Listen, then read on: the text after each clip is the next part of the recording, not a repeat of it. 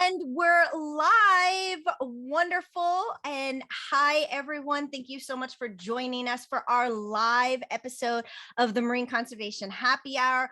We are going to be talking about a really important subject. We're going to have a great discussion.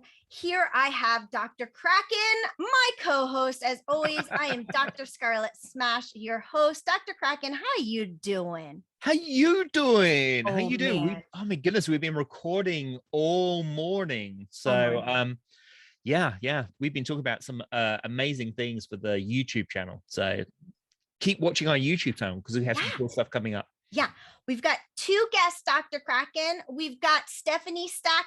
Stephanie has been a guest with us, has done some podcast recording before. Stephanie Stack is the chief biologist at the Pacific Whale Foundation. Hi, Stephanie. Welcome. Thank you so much for joining us. Hi, thanks for having me. And we also have Heather Penney. Heather she's been working with me. So she did the Mindful Conservation Conference with me. So we have hours and hours and hours of working together. Heather is a postdoc in Canada and at Memorial University. Hi, Heather, how you doing?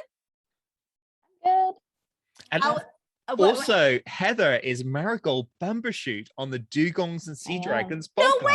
Oh. I didn't know that. Yes. Yeah. Well, in fact, was it Daisy Bumbershoot is your new character? Daisy.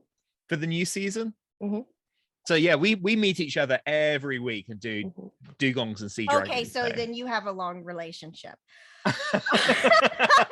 Either way, we're around great friends. We're going to have a good time and we're going to definitely share our experiences, except for Dr. Kraken and I don't have a mother experience. Dr. Kraken is not a mom.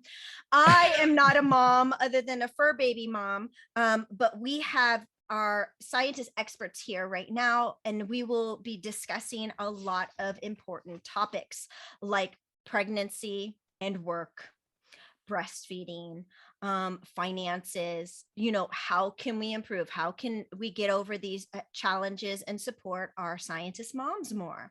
Why is there a difference between the way that the community looks at women and having children, but then they look at men and having children like as if they don't even notice that they have kids? That's a whole nother topic. Anyways, we're gonna dive into all of this. This will be a great experience. Let me say why, Dr. Kraken, we decided we wanted to do this.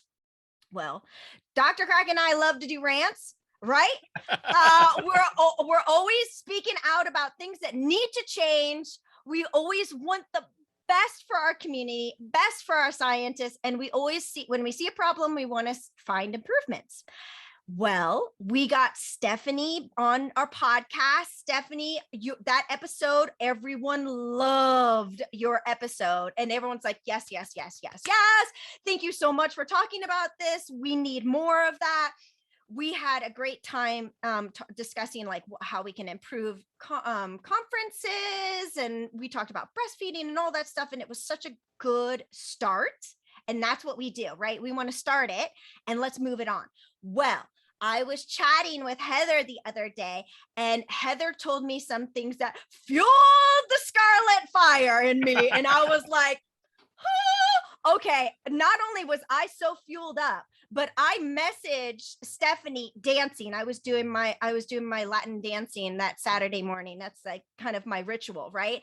And I was like so fired up. I was like, I have to talk to Stephanie right now. So I send this video, and was I not like dancing? I was like, she's just gonna have to get to know the real me. And I'm like, Stephanie, you don't understand. You, Heather, Dr. Kraken, you need to get on this. We needed to have this discussion. So I appreciate all of us being here together. So first, let's start with why my fire was fueled up. Can we start with Heather, your story? Can you tell us you're a new mom? So tell us about your baby, how long you've been a mom, and this experience that you had that you shared with me. Sure. So I actually had my first baby in undergrad. So I was 19 years old. I had him in second year. So that has this whole other set of challenges, which I probably won't go into those particular challenges today. But I had a totally different experience with this baby. So the photo that you used for the like advertisement of this podcast was actually taken just before I found out I was pregnant. So I was actually pregnant in that photo and I didn't know yet, which is I thought was kind of cute. But yeah, so we had our baby in May of this year. So she was born May 14th. And this time I was a postdoc. So when I was in undergrad, that was totally different because I didn't have a job. Whereas this time I did. And it's funny because what Ashley and I were talking about was that on Twitter, which is like my professional persona, I have not like I didn't hide the fact that I'm a mom because I've talked about Owen on there before, but I did not bring up the fact that I have a baby or that I was pregnant. It's pretty much not existent on my Twitter because I'm currently on the academic job market. And I don't know, I've never had people specifically say anything bad to me, but I've internalized a lot of the things that I've overheard over the last, decade of being in science, of people talking about women in science and having baby. Oh, she's just going to go have a baby, so there's no point in paying attention to her, or don't hire her, or don't put effort into this person's career. And so I've actually totally hidden the fact that I have a baby on Twitter, which makes me feel bad. And part of me, it hurts because I want to be a mentor and like a role model for people who are coming up under me. But I also have to kind of pay attention and look out for myself because I'm literally currently applying for academic jobs. And I don't want that stigma is not the right word, but I don't want there to be. Love this. Okay, Yeah. we're stopping you right now. Mhm. Did you see that? I was worried. There was this internalizing fear, and this is where I'm fueled up because Dr. Kraken, when you feel like you can't be your true self or show everyone your true self, that's when I'm not okay with this. Mhm. And Stephanie, you were shaking your head. So you you might have had other people that experienced that, or maybe you've also internalized that fear of being pregnant and maybe taking time off. Tell us what you thought when you heard her story. Yeah, so I have one daughter and she's 4 years old. I think she's watching with daddy in the other room. So hi. Um, and I was in my current position when I had her. So I've been in my position for 8 years now. But around the time I got pregnant, I had stepped into a more senior role in the company, and I was still relatively new to that job and trying to, establish myself and my career. So I had very similar feelings to Heather, just being really worried about how this would affect how people saw me at work. Would they still take me as seriously? Would they take my work seriously? Would they write me off thinking, oh, she's just going to leave the company and be a stay-at-home mom? Would I still get the opportunities that I was trying to get for field work and conferences and travel, things like that? So I also was really hesitant to tell people that I was pregnant, and I was just terrified to let anyone know because I didn't know what the consequences would be. And my employer was actually really supportive when I told my boss. She was super happy for me and worked with me to get me what I needed. But yeah, very much internalizing the pressures and the anxiety that comes with it, because it's uncharted territory. No one ever talked to me about how to do these things, how to have these conversations, and how to plan for it. You're just kind of winging it. Okay, so Dr. Kraken and I are going to have to do a little rant off of what you were saying because we're going to have to go back on a few points. Dr. Kraken, do you hear that you hear the consequences? Like, what could be the consequences? Why are women internalizing this, even if they did have great support at their current job, right? What is it? And what's really funny is that Dr. Kraken, we've seen this experience and we understand maybe why women are internalizing. Yeah. I mean, I've been in situations, I've had a number of faculty jobs and been in positions where there have been discussions about hiring. And I have definitely heard this, where people have gone, oh, she's of a certain age, she's just going to have kids, she's going to go off on maternity leave, so we shouldn't even consider her. Or she's got kids, so she won't be able to work on the weekends like we expect them to do. And I have to say that I've heard this on both sides of the Atlantic. It was probably worse in the UK, in the marine mammal field, because it's so super competitive. But I've heard it on both sides of the Atlantic, and I've been in meetings where people's like jaws have just dropped when senior administrators have made these sort of horribly sexist comments. And as a sort of junior faculty, you really can't speak out when like a very senior person, a dean or whatever, makes these sorts of comments, because you could be in trouble too. I completely agree. Dr. Kraken, I internalized this, and I'm not even a mom, but when I was going through grad school and I was overhearing male professors literally say, oh, they're a waste. She's going to have a baby. She's throwing her life away. Oh, I've heard male faculty say that a lot. She's not worth the effort anymore. And I would just sit there and I would think to myself, okay, I can't ever get pregnant. You know what I mean? Like that was something I thought, okay, I can't be a mom if I want to be in this field, because then I want to be taken seriously. I want them to know that I'm a hardworking scientist. But how gross is that concept? And how warped is that? I mean, to me, like I can't have that privilege. I can't have that lifestyle. I can't have that honor of being a mother without being ridiculed. No wonder why women in this field have this fear. Yeah, it was, I think it was particularly bad in academia. I mean, I'm now in a position where I'm not in academia, and my supervisor has actually gone off on maternity leave, and everyone's going like, don't you dare email her, she's on maternity leave. It's like, that's sacred. Yeah, and they're super supportive. Like so yeah, it is different. And that's what's great about our two guests. They have supportive companies and where their communities, but there's a lot of scientists that are not, right? But let's get some comments. So Dr. Crack and I did a bunch of ranting. Heather, did you hear anything that you would like to add to this? Yeah, so my boss has been really supportive, and so is my workplace. So they've actually got me a whole new office so that when I'm working, I can still pump because I'm exclusively breastfeeding. But I am in Canada where parents are allowed up to 52 weeks or something of parental leave. And I only took 17 or something. I actually went back to work at 4 months, and my partner's taking the rest, which we're privileged that he is able to do that, because in Canada we can split it. I don't know what the states are like, but we have a whole year, and I went back at 4 months because I am in the academic job market, and I can't be out for a year is the pressure that I put on myself. My boss never said that to me. No one has actually said that to me, but I feel like I know that if I have this gap in my CV, because I took a whole year off, that it could actually hurt me in order to get a job, which really sucks, because when you talk about postdocs, they're often in their they're in their 30s for sure, early to mid 30s. I'm 34.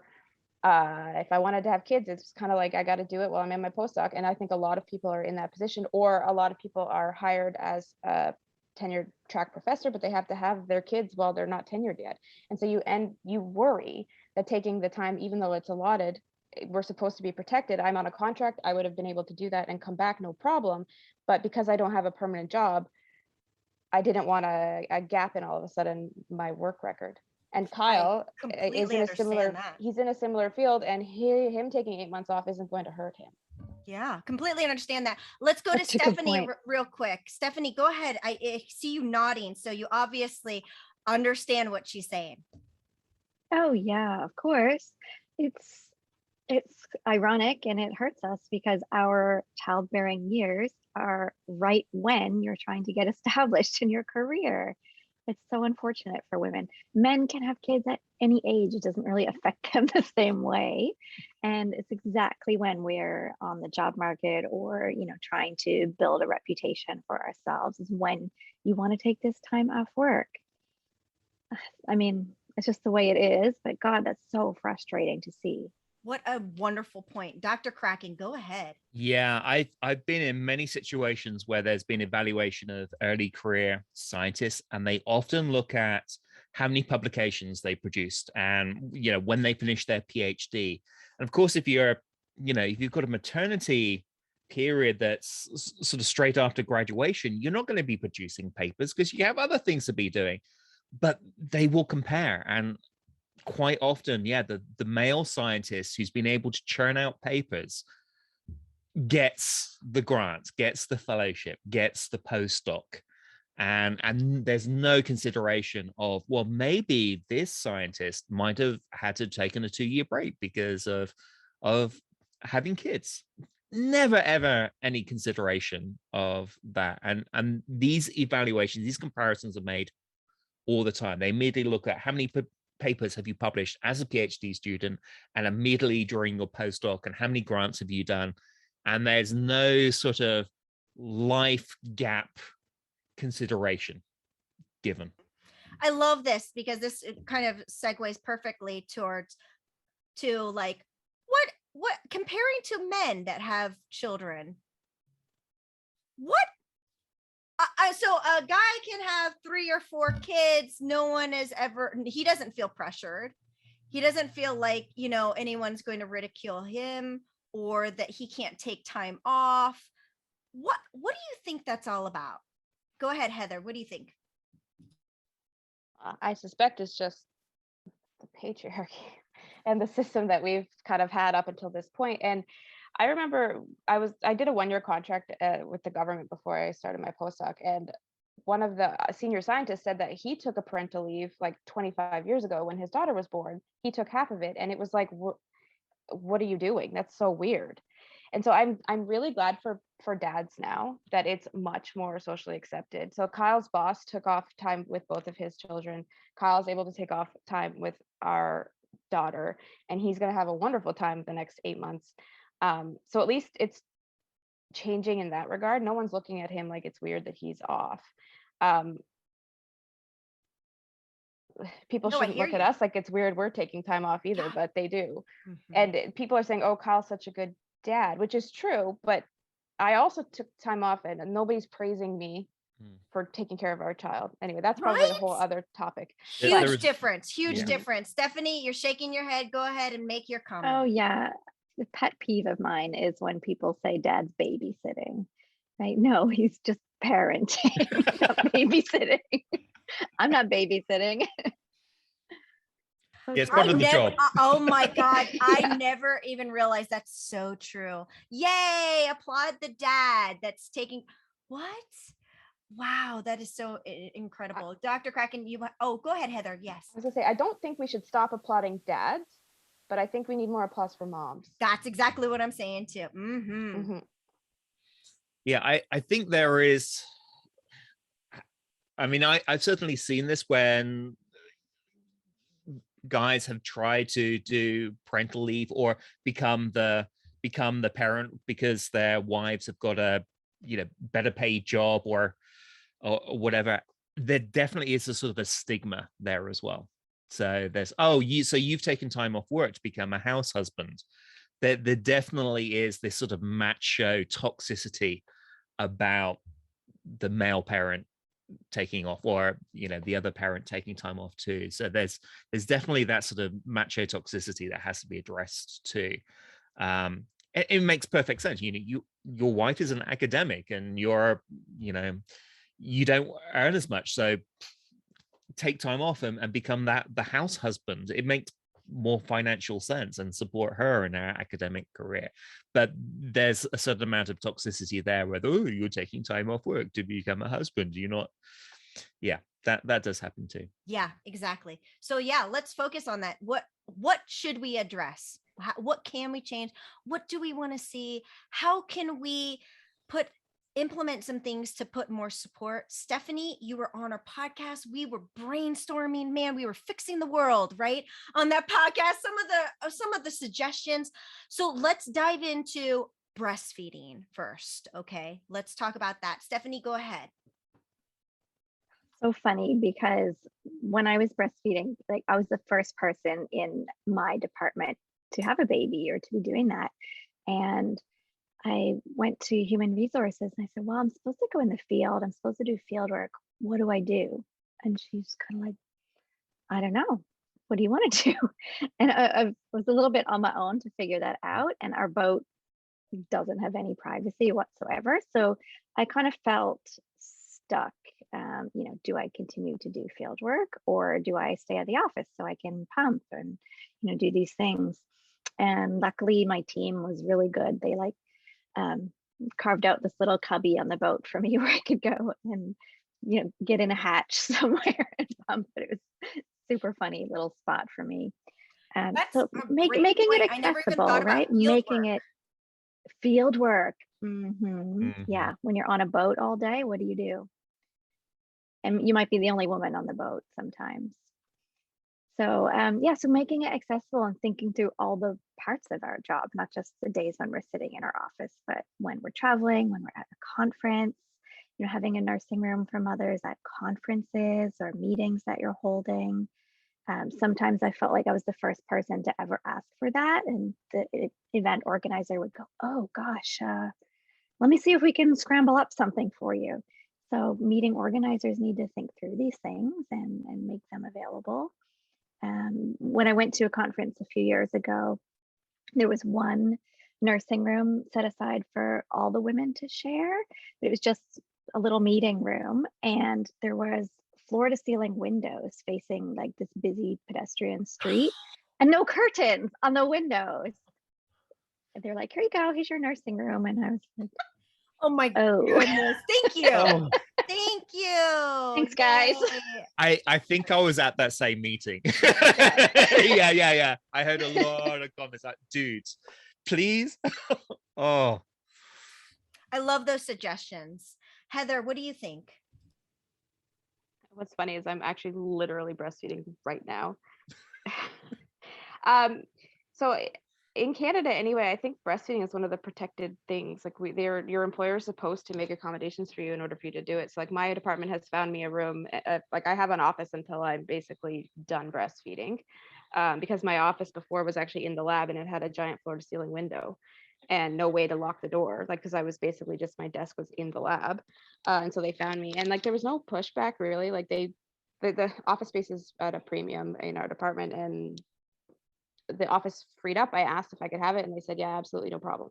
And so I am able to have that space where I would make it work if I couldn't. But like I'm in the field on Monday and I got to bring my pump, and I have already told I'm going with 2 men, which is fine.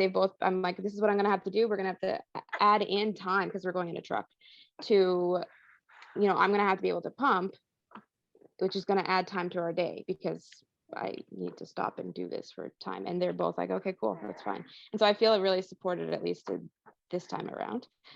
When I was breastfeeding Owen, when I was in undergrad, it was totally different because I was a student. I didn't have an office. Like I basically just stopped breastfeeding by the time I went back to school full time. So you kind of do what you got to do. And I went into this saying like, I would like to keep breastfeeding until she's 1, but you know what? I'm not going to kill myself to do it either.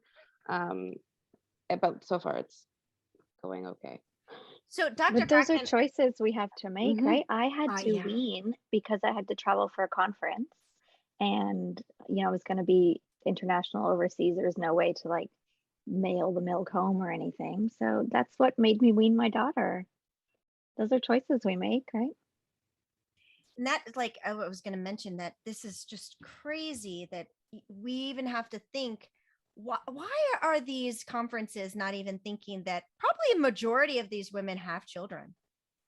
Oh, I mean, the conference we're talking about, literally the first one to actually have to ask. Like, I don't understand. Yeah, the conference that we're talking about, like 75% of the young scientists are female. So hello, what is here? How are we not putting our women first? I don't understand this. So mentality completely changing. I feel like we need to address those things. The choices, I don't think we need to have those hard choices like Stephanie is talking about, right? And if we do, and here's a great thing, how wonderful would it be to be able to bring your child? So we're talking about some things that, how do we improve? Well, Dr. Kraken, you were a part of like the IMCC planning committee, weren't you? The complaining committee. The planning committee. Yes. Freudian slip. No, just joking. No, the planning committee that basically created a program for children. So it was like they had their own little conference. Brilliant. Yeah, Heather was very involved with that. Heather, sorry to not give. Yeah, Heather was very involved with that. Travis Nielsen, a bunch of other people as well. But yeah, there was this whole like sort of junior sort of sub conference going on, so parents could bring their kids, and it was basically like a science camp. And there were daily activities going on. And we had Patrick, who is a high school teacher, who was just really enthusiastic about providing educational materials for the kids. We also had local kids from the local community come in as well as part of it. So we made sure that it was sort of advertised locally. You want to, you're of between this age and this age, you want to know about marine science, come along. There was field trips. It was just an amazing experience, and more conferences could be doing that. Let's be real. You're absolutely right. More conferences need to be doing this. Not could, need to. And here's another thing. We have a lot of our conservationists and scientists that are doing an educational component for their thesis, for their master's program. Why can't that be something? Why can't that be a part of it? You know what I mean? We can get people that are like, raise their hands. I want to be a part of this. I want to put the program together. Heather, go ahead. I was just going to say, for me, also visibility is important. So when I went to IMCC in 2016, when it was here in St. John's, there was a nursing room. Now, I didn't have a baby at that time, but there was a nursing room. And also, this was the first time I'd ever seen a baby at a conference. And there was 2 or 3 women there that had their infants, like, her age. And I was like, oh, okay. And so then, fast forward 5 years and I now have a baby. It wouldn't, like, it's not an alien concept to me if I were to bring her to a conference. With COVID, I won't, but, it's not, it wouldn't be out of the realm of possibilities to bring her, right? So like that visibility, I think, is really important. Absolutely. Stephanie, go ahead. Yeah, I love that idea, making it, setting an example for others. And especially if you're a woman in a, established position, like showing that these things are okay to do and demonstrating those behaviors, that's so important. And I had the same thought the first time I saw a woman like with a baby strapped to her chest at a conference. I was like, oh my gosh, that's an option. I didn't even know we could do this. I love that. And how cool for our children to see their moms at work and see what mom does for a living. I mean, how cool is that? And what a good example. Yeah, that the activity at IMCC, I think it was just like a win-win-win situation. It was the parents could get to take their kids, and their kids would have activities to keep them busy. You have people who wanted to be educators and get experience of being educators with young kids who could come in and help out. So they would be getting experience, and they opened it to the local community as well. So the kids of scientists could get to meet with local kids and form friendships and bond and tell them, exchange, all this sort of cultural exchange going on. There's so many ways that it's beneficial. And I mean, if only more conferences could do that, it would be super cool. And also providing like a childcare option at the conference, or even like a list of places nearby, list of nannies who've been vetted, just knowing that there are options, because otherwise you're totally on your own. It could be a place you've never been before and you just don't know what to do. Oh, absolutely. I mean, the very minimum you can do is make it easy for parents. Here's a list of creche services. Here's a list of some daycares that you can pop into, and then have it available early on, like 6 months out, so you can make all your plans and preparations, as opposed to arriving there and then go, oh, hang on, we've got a list somewhere, or let's look it up on Google. Yeah, I love this. Well, we are wrapping up. This has been a great conversation. We're going to continue this. We'll find a way to do like a workshop where we can bring in more women and have a better conversation. We can build that support up. I bet you there's a lot of women out there that have that fear, that don't have the support that, fortunately you guys do. But oh, yes, I love this. I love this so much. Hi. And so really, honestly, this is a great step. We are going to keep on doing this. Heather, thank you so much for joining us. I appreciate it. Stephanie, thank you so much for joining us. Dr. Kraken, as always, it's not the podcast without you. It's not the show without you. You know what I mean? Thank you so much for being here. Everyone, thank you for joining us, supporting us, and we will have this on YouTube. So if you missed it, it's there. All right. Bye-bye. Happy conservation.